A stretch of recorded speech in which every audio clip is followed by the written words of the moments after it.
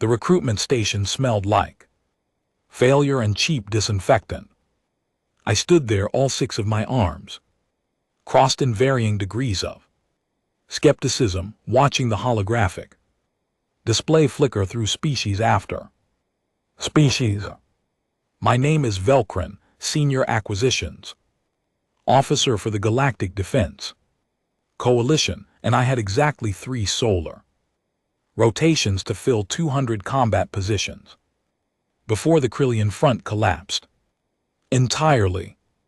Next candidate pool, I muttered, tapping the console with my lower right manipulator.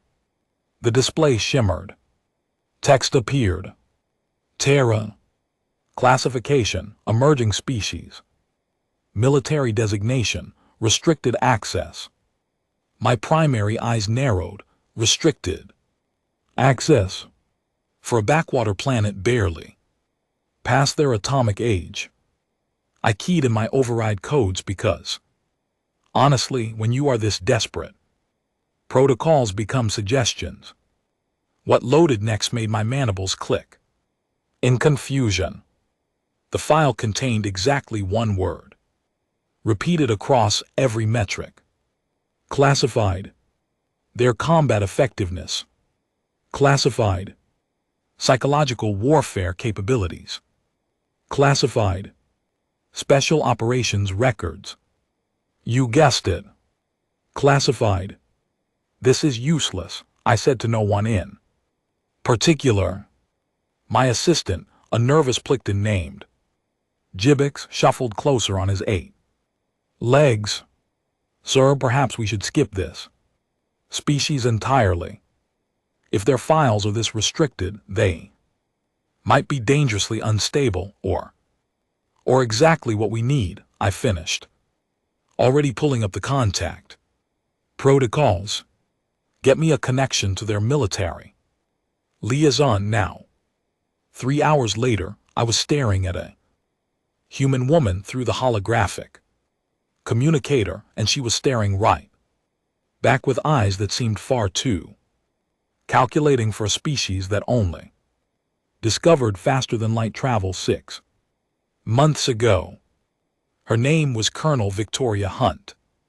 She wore a simple green uniform, her dark hair pulled back so tight it probably gave her a headache, and she smiled like someone who knew a joke that nobody else had figured out yet.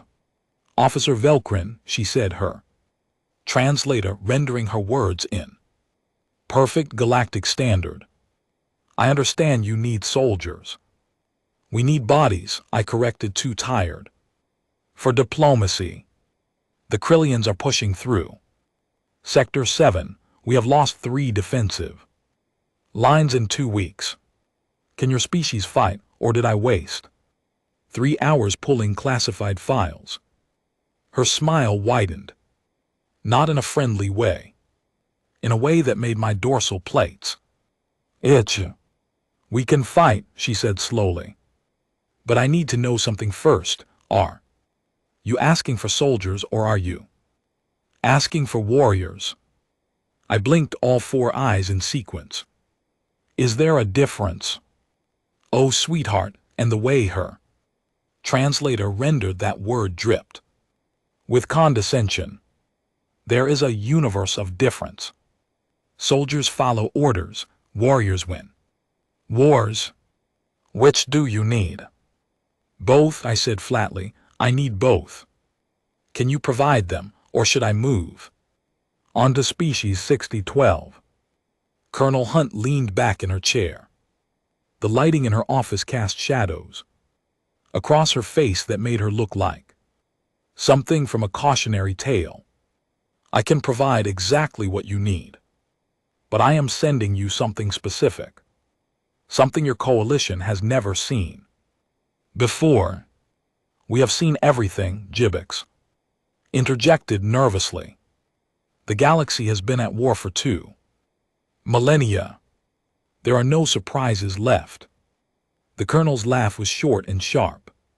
You poor thing. You actually believe that? She leaned forward again, resting her elbows on her desk. Officer Velkrin, I am going to send you 200 humans, but here is the catch. They are all going to be women. Silence filled the communication chamber. I stared at her, Jibik stared at her. Even the monitoring AI seemed to pause. In confusion. Women, I repeated carefully because surely my translator had malfunctioned. Women, she confirmed, female. The human designation for our species. Secondary reproductive phenotype is. Your translator broken, or do you need me to speak slower? I know what women are, I snapped, my bioluminescent patches flaring orange. With irritation. What I don't understand is why you would send your breeding population into active combat. That is tactically insane. Most species protect their females specifically because they are biologically valuable for species. Continuation. The temperature in the room seemed to drop even across light years of distance. Colonel Hunt stood up slowly. She was not particularly tall by human standards, I would learn later, but something about her posture made her seem enormous. Let me explain something to you, Officer Velkrin, because you are clearly operating under some unfortunate assumptions. Human women are not delicate, we are not decorative, we are not weak, and we are certainly not sitting around waiting to be protected. She started pacing, and I found myself tracking her movement like prey tracks predator. Human women, she continued, her voice taking on a lecturing quality, have fought in every war our species has ever waged. We have done it in secret when we were not allowed. We have done it in disguise when we were forbidden. We have done it against our own people's wishes when necessary.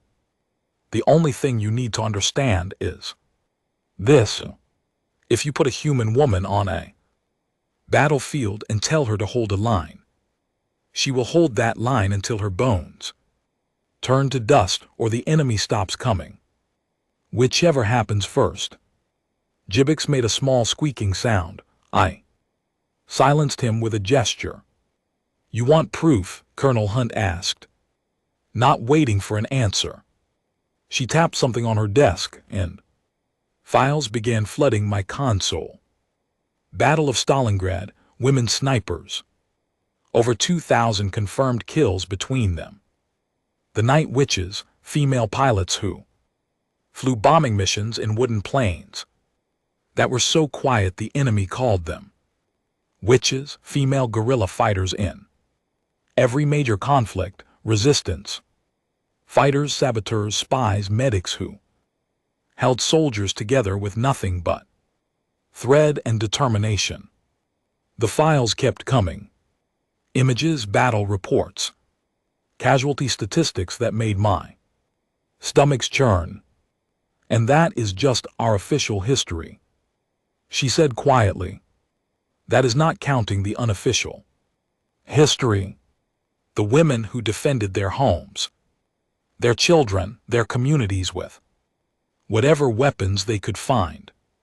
The mothers who became monsters to protect what they loved. The daughters who learned to kill before they learned to cook. I cleared my throat, a rasping sound that betrayed my discomfort. This is unexpected.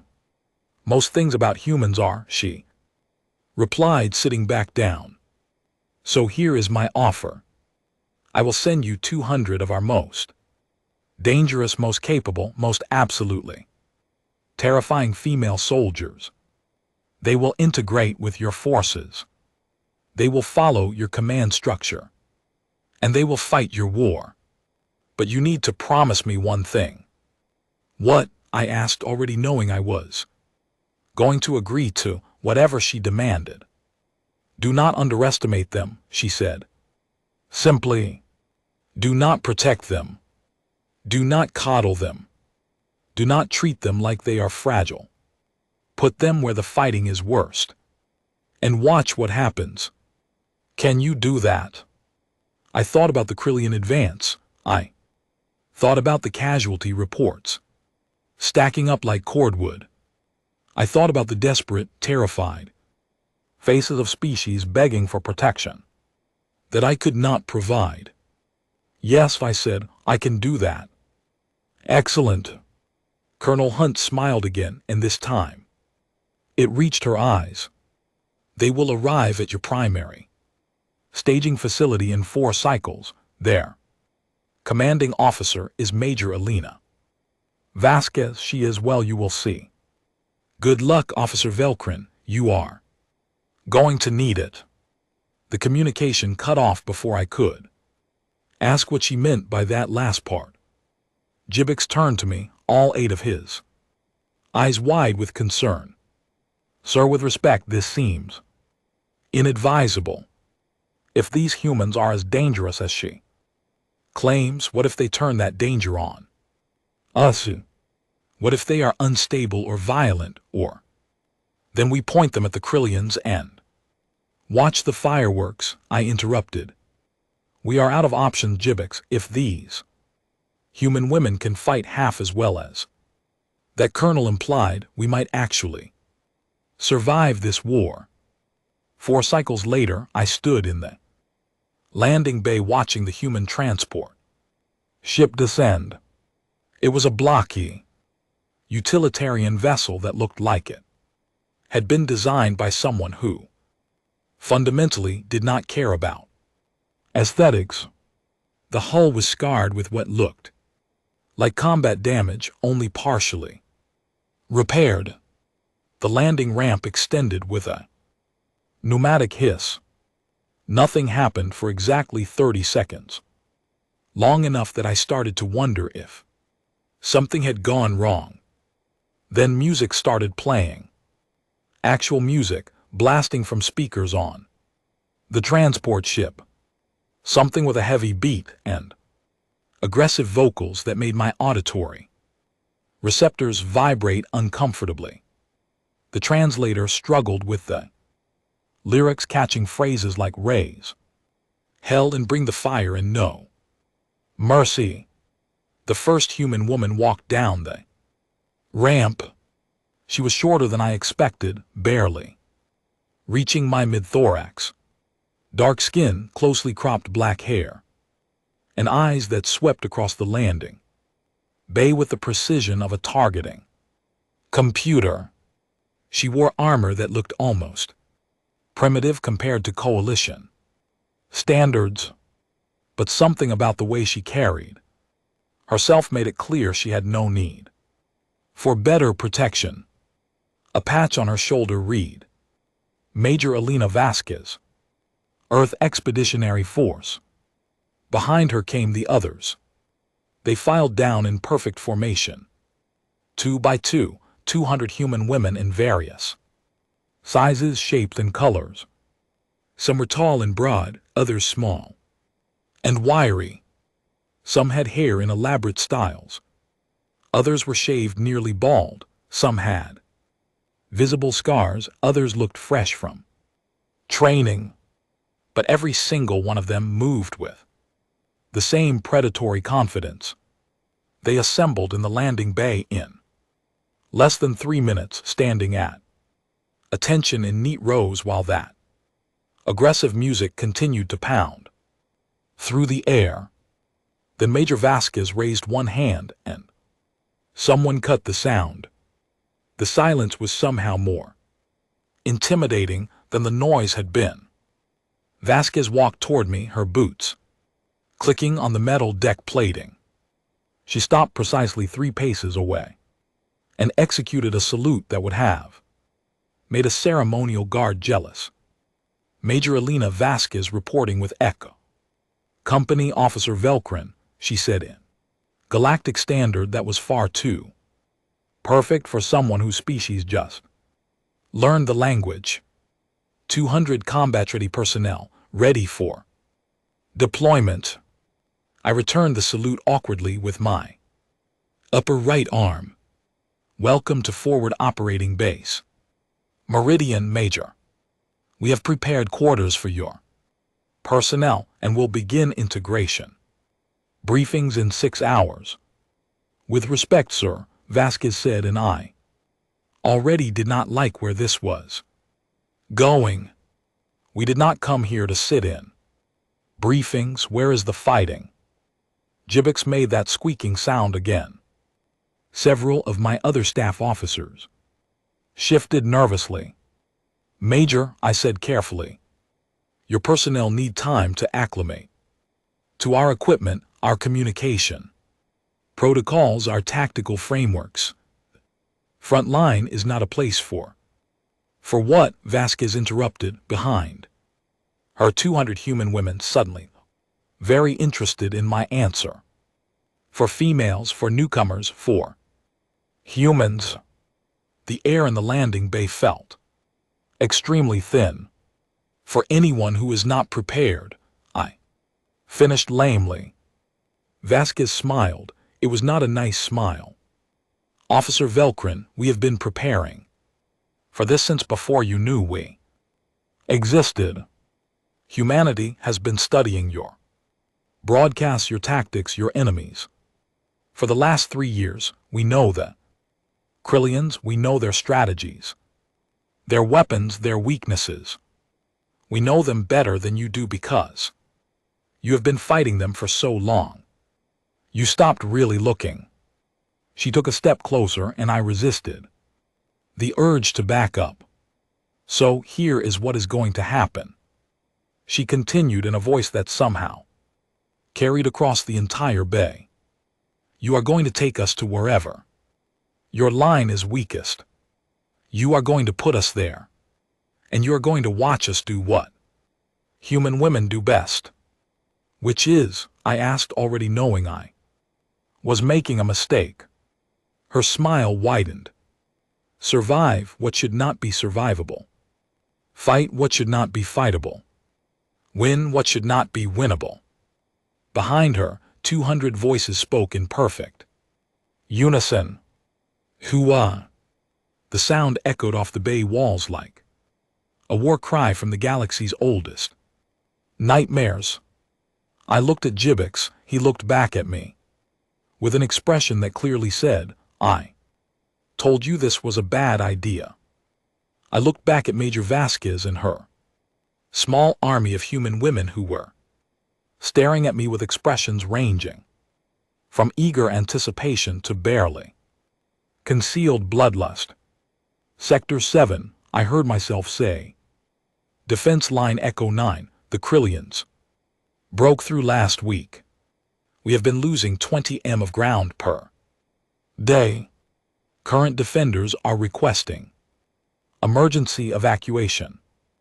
Perfect, Vasquez said like I had just offered her a vacation destination. When do we deploy?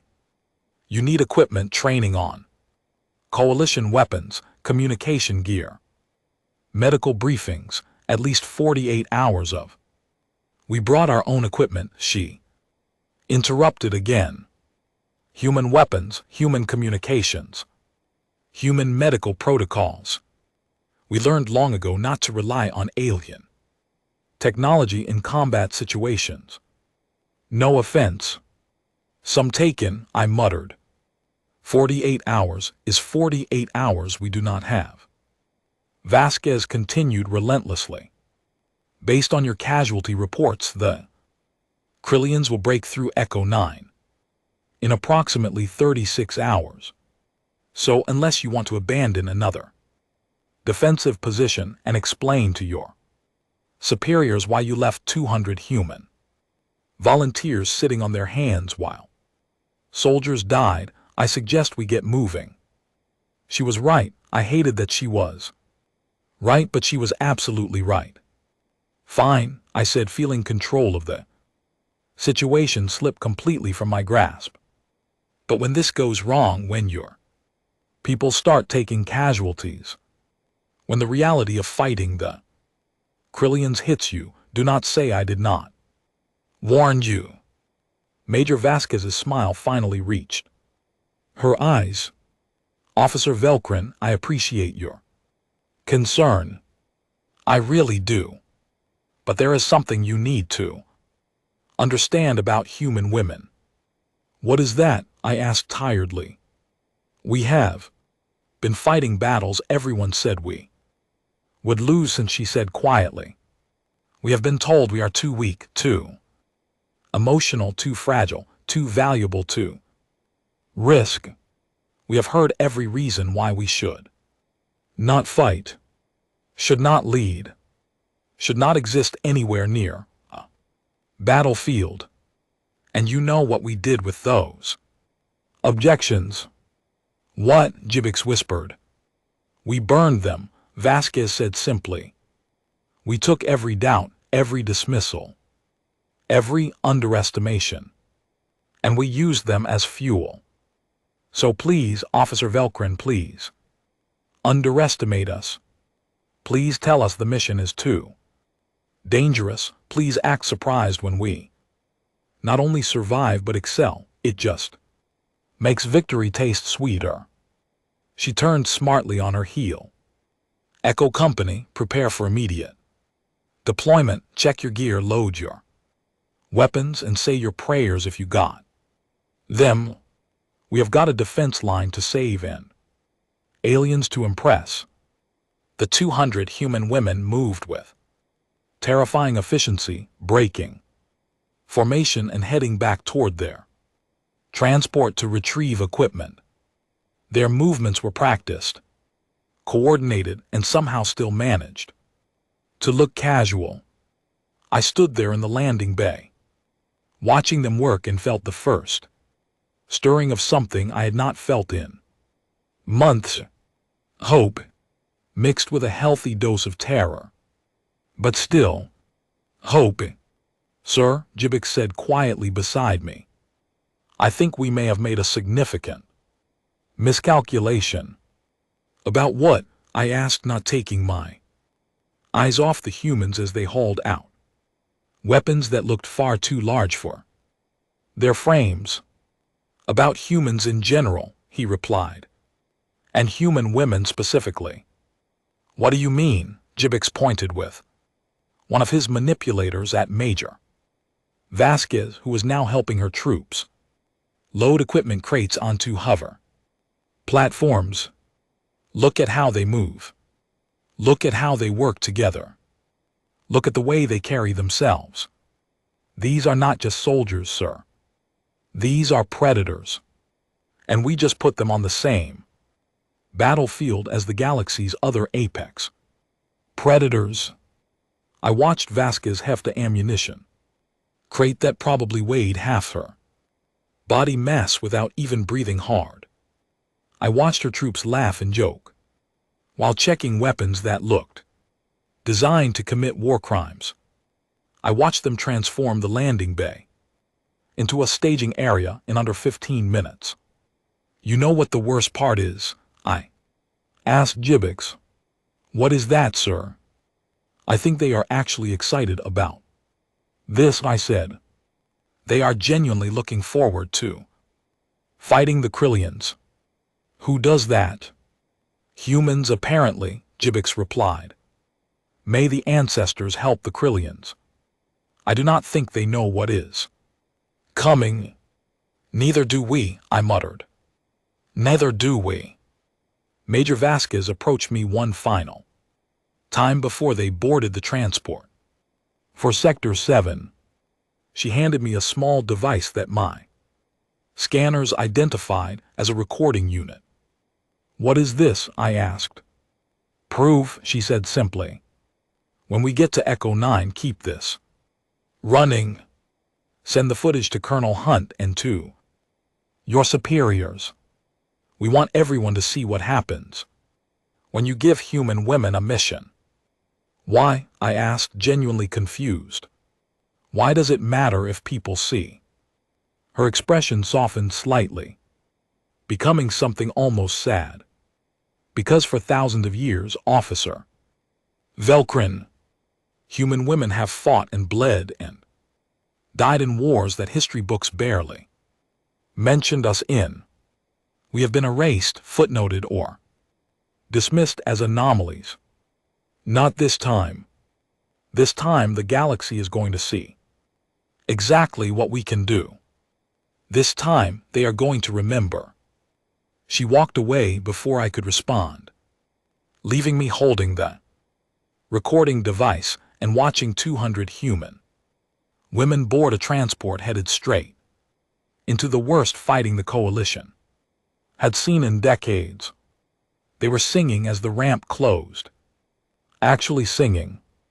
Voices raised in something the translator struggled with, but eventually rendered as a song about survival, defiance, and refusing to be broken. The transport lifted off engines, screaming, and disappeared into the star-speckled darkness of space. Jibbix and I stood in the landing bay for a long moment after they left. "How long do you think they will last?" he finally asked. I thought about Colonel Hunt's smile. I thought about Major Vasquez's confidence. I thought about 200 women who apparently volunteered to fight aliens in a war that was not even technically their species' problem yet. I have absolutely no idea, I admitted. But I cannot wait to find out. The recording device in my hand activated automatically already, streaming data back to Coalition Command. Whatever happened at Echo 9, the entire galaxy was about to witness it. For better or for worse, humanity had arrived, and they brought their daughters to the war. The command center at Echo 9 looked like someone had tried to organize a funeral during an earthquake. Holographic displays flickered with damage reports, casualty lists scrolled endlessly across screens, and the remaining defenders moved with the sluggish exhaustion of soldiers who had already accepted their deaths.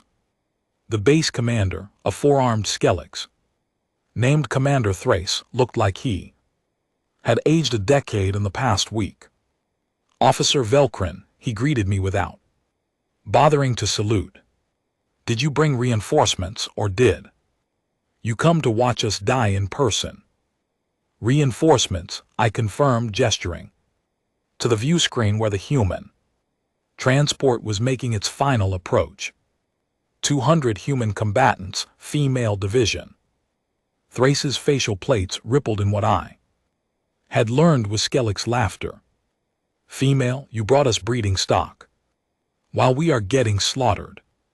What exactly are they supposed to do? Negotiate a peace treaty through diplomatic seduction?" Before I could respond, the communications officer, a young Plickton, who looked barely old enough to enlist, interrupted nervously. "Commander, the human transport is requesting permission to land directly on the forward defensive wall. They say the main landing pad is too far from the action." "Denied," Thrace said immediately. "That position is under active bombardment. They will land at the secondary facility like everyone else and march to the front like proper soldiers." The communications officer listened too, his earpiece, his chromatic scales shifting through colors that indicated distress. "Sir," the human commander says, and I quote, "Tell the four-armed fossil that we did not come here for a scenic tour. We are landing on that wall in 2 minutes, whether he likes it or not." "Her words, sir, not mine." I winced. Thrace's facial plates locked into a position that definitely meant anger. "Who does this human think she is?" he demanded. "Major Elena Vasquez," I supplied helpfully, and based on my brief interaction with her, I suspect she meant every word of that statement. Thrace stared at the view screen where the transport ship was already descending toward the forward wall, completely ignoring standard approach. Patterns. Fine. Let them land wherever they want. When the Krillians blow them out of the sky, it will not be my fault, except the Krillians did try to blow them out of the sky. 3 plasma missiles launched from the enemy positions, streaking toward the transport with deadly accuracy. I watched the display, already composing the casualty report in my head, already dreading the conversation with Colonel Hunt, where I would have to explain how her soldiers died before even reaching the ground. The transport did not evade, did not deploy countermeasures, did not do anything that made tactical sense. Instead, something launched from its ventral weapon ports. Not missiles, not conventional ordnance. Something small and fast that my sensors could barely track. The objects intercepted the plasma missiles mid-flight. There was a series of sharp detonations. That looked wrong, the explosions too. Compact, too controlled. When the light cleared, the missiles were simply gone, neutralized before they could reach their target. What was that? Thrace demanded, his voice climbing an octave. The technical analysis scrolling across my screen. Kinetic interceptors. Basically, they shoot bullets at missiles. That is insane, the communications officer whispered. That should not work. The timing requirements, the accuracy needed though. And yet it did work, I interrupted, watching the transport settle onto the forward wall with a grace that belied its blocky design. Welcome to humanity, where apparently impossible just means no one tried hard enough yet. The transport ramp opened, this time. There was no music, no ceremony. Major Vasquez emerged first, took exactly 3 seconds to assess the situation, and started barking orders in a language my translator could not keep up with. Her troops poured out behind her, moving with the fluid coordination of a single organism. They spread across the defensive wall in under 5 minutes, each squad taking up positions that I had to admit were tactically brilliant.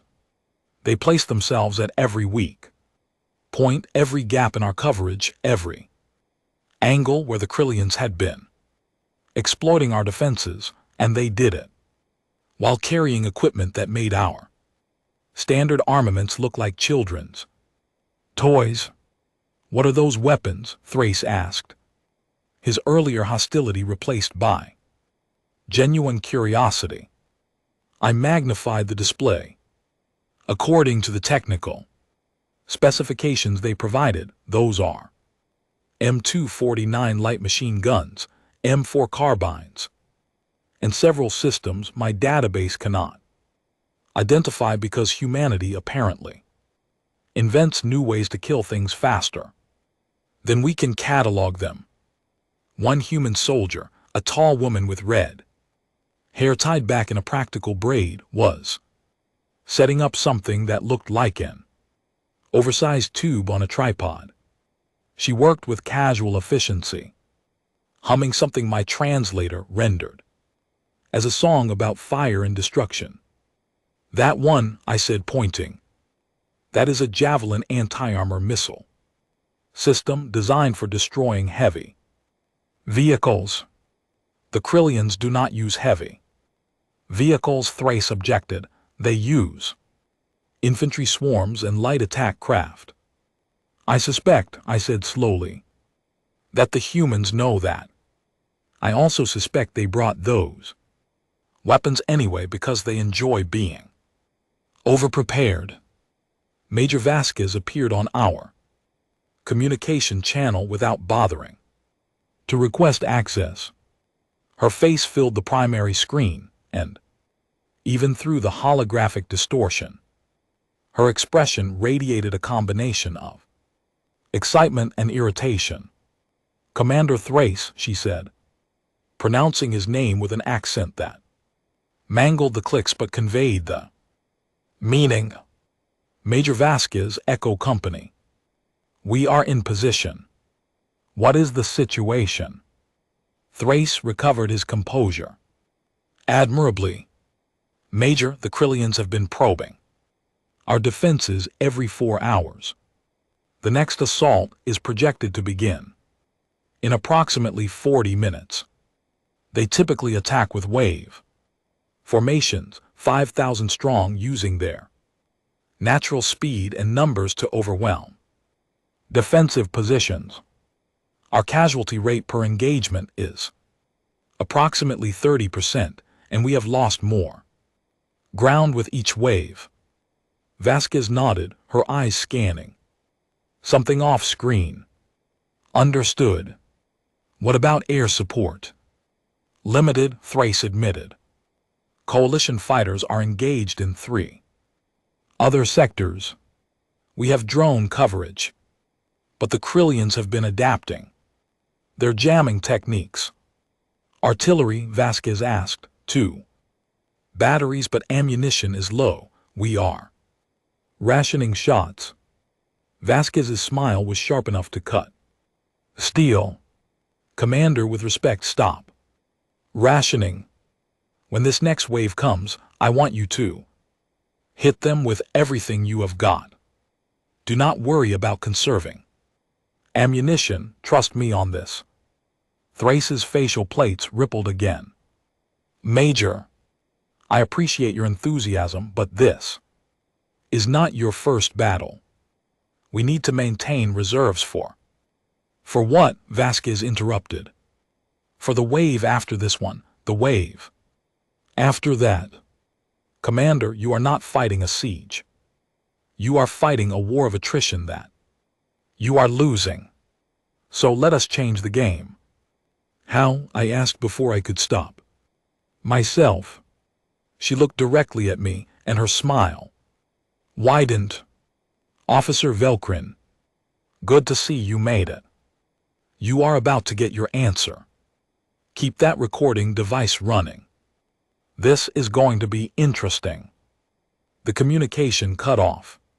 Thrace looked at me. I looked back at him. Neither of us said what we were both thinking. We had just handed control of our defensive strategy to a species that learned space travel less than a year ago. "This is either brilliant or catastrophic," Thrace finally said. "Often," I replied. "Those two things look identical until after the smoke clears." 38 minutes later, the Krillians came. They always moved like a natural disaster, a living tide of chitin and claws that flowed across the landscape with terrible purpose. 5,000 strong, just as Thrace predicted. Their primary assault force screaming that distinctive hunting call that had broken the morale of 100 species. Our remaining defenders opened fire, their weapons creating a wall of plasma and kinetic rounds that tore into the first ranks of Krillians. The aliens absorbed the casualties without slowing, their tactics based on the simple mathematical principle that they could lose hundreds and still have thousands left to breach the walls. It had worked for them for 3 years. It had cost the Coalition 17 worlds. Then the humans opened fire, and mathematics stopped making sense. The sound alone was different. Coalition weapons produced high-pitched whines or low thrums. Human weapons produced something raw and visceral, a chattering roar that sounded like controlled fury given voice. The M249s laid down suppressing fire that created kill zones where nothing could survive. The M4s provided precision shots that dropped Krillians mid-leap with brutal efficiency. But it was not just the weapons. It was how they used them. Human soldiers did not fire randomly into the swarm. They targeted specific Krillians, the larger ones, the ones that were clearly leading squad formations. Every 3-round burst dropped a target. No wasted ammunition, no panic firing. Just cold mechanical efficiency wrapped in organic tissue. Impossible, Thrace whispered beside me. Their accuracy rate is above 90%. No species maintains that kind of precision under combat stress. Human women apparently are not like other species, I said, unable to look away from the displays. The Krillian wave crashed against the defensive wall like water hitting a cliff face. They tried to scale the fortifications, tried to find weaknesses, tried to use their numerical advantage. The humans did not give them time.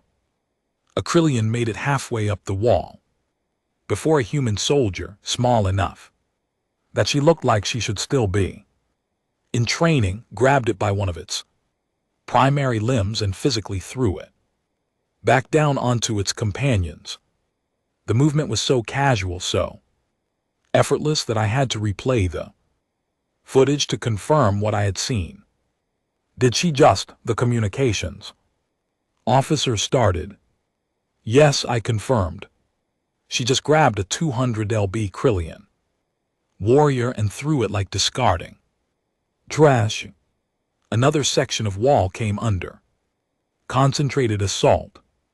Krillians piled on top of each other, creating a living ramp to overwhelm the defenses. 3 human soldiers responded by pulling pins on small cylindrical objects and simply dropping them into the mass of aliens below. The grenades detonated with sharp cracks that sent Krillian body parts in every direction.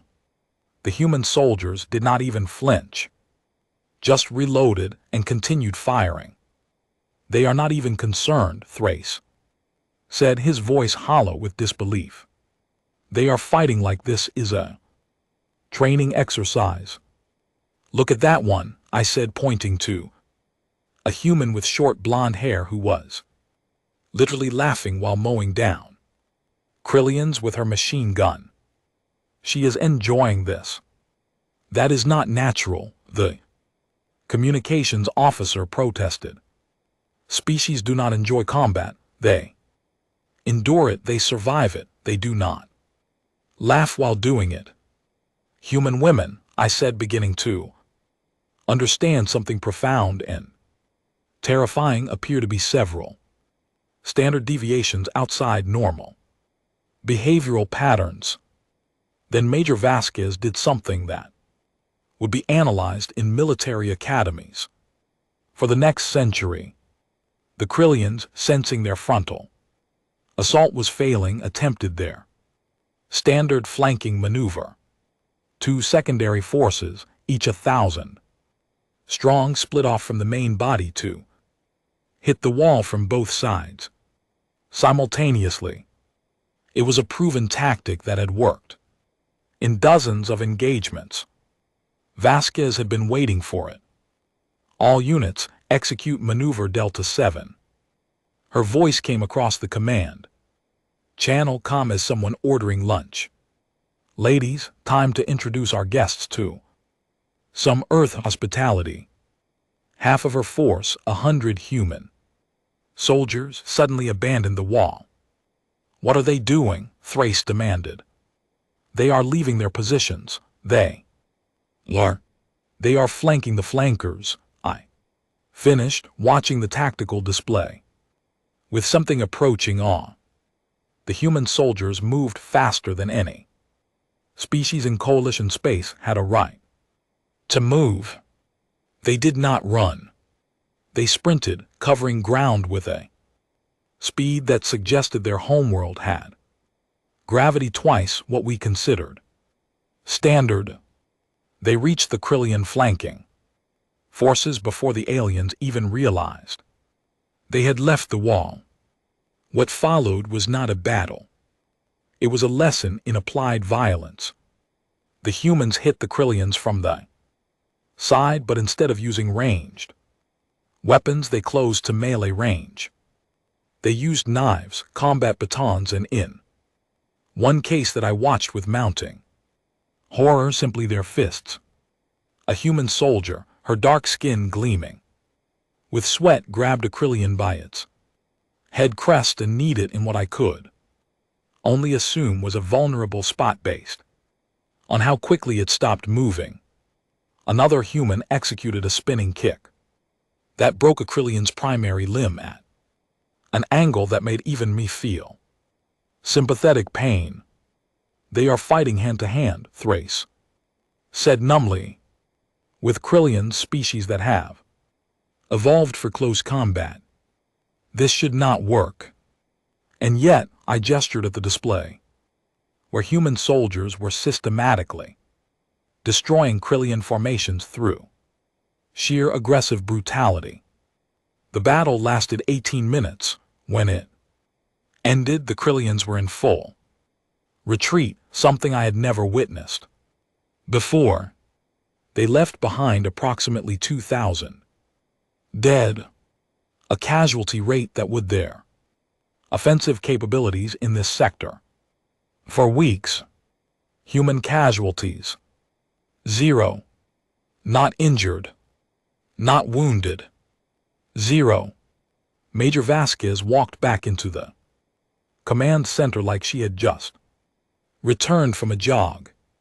Her armor was scorched, her face was covered in something that was probably Krillian blood, and she was smiling like someone who had just won a bet. Commander Thrace, she said cheerfully, I believe we have stabilized your defensive line. Would you like us to hold this position? Or should we start pushing forward? Thrace just stared at her. All four of his arms hung limply at his sides. Pushing forward, he finally managed. Major, we have been losing ground for months. Nobody pushes forward against the Krillians. Vasquez's smile turned predatory. Nobody human has fought the Krillians before. I think it is time we showed the galaxy what happens when you threaten species under coalition protection. She paused. Also, my soldiers are bored. 18 minutes of combat is not enough for them. They are going to get restless if we just sit here. Bored, I repeated faintly. Your soldiers are bored. Well, yes, Vasquez said, like this should be obvious. We trained for 6 months for this deployment. We studied Krillian tactics, practiced counters, ran simulations. That wave was basically a validation of our training program. We need something more challenging, or they are going to start getting creative, and trust me, you do not want human soldiers getting creative with free time. The communications officer suddenly sat up straight, his scales flashing urgent orange. Commander, we are receiving transmissions from adjacent defensive positions. They want to know what happened. They are detecting Krillian retreat across the entire front line. Entire front line, Thrace repeated. I checked the tactical display. He was right, the Krillians were not just retreating from Echo 9. They were pulling back from 5 different positions simultaneously, consolidating their forces in a defensive posture. They are scared, I said, realization hitting me like physical impact. The Krillians are actually scared. Vasquez nodded. Of course they are, you just showed them something they have never encountered before, a defensive position that did not break. Soldiers that fought harder as the battle intensified. An enemy that seemed to enjoy combat as Much as they do, that is terrifying from a psychological warfare perspective. You planned this, Thrace accused. You wanted them to see what human women could do. I wanted everyone to see, Vasquez corrected. The Krillians, the coalition, every species watching those recordings that Officer Velkrin is streaming across the galaxy. Human women are here. We are combat capable. We are not going anywhere. And if you underestimate us, you do so at your own peril. My communication panel lit up with incoming calls. Coalition Command, Military Intelligence. Even the Council of Species was requesting immediate briefings. Everyone wanted to know about the humans, about what had just happened, about what 200 soldiers had accomplished. In 18 minutes, Officer Velkrin, Vasquez said, drawing my attention back to her. I believe you have some reports to file. Tell them the truth. Tell them human women fought, survived, and won. Tell them we are ready for whatever comes next. And what does come next? I asked her. Smile could have launched starships. We keep fighting, we keep winning. We keep proving that human women belong on any battlefield, in any war facing any enemy, because that is what we do. That is what we have always done. The galaxy just gets to watch this. Time. Over the next 3 weeks, Echo Company did not just hold the line at Echo 9. They started pushing forward, reclaiming territory that the coalition had written off as lost. Other human forces arrived, equally divided between male and female soldiers. But it was Vasquez's Echo Company that remained the tip of the spear. I watched them train coalition forces in their tactics. I watched them integrate seamlessly with alien species who initially did not want them there. I watched them win respect, not through words or political maneuvering, but through simple, undeniable competence. I also watched the recordings that Colonel Hunt had requested. They spread across the galaxy like wildfire. Species that had never heard of humans suddenly knew their name. Military commanders studied their tactics. Politicians debated their role. Coalition defense. But mostly I watched something more subtle happen. I watched female soldiers from other species start requesting combat postings. They had been denied before. I watched commanders who had protected their female population start reconsidering those policies. I watched an entire galaxy's assumptions about gender and combat capabilities begin to shift, all because 200 human women showed up and refused to accept limitations.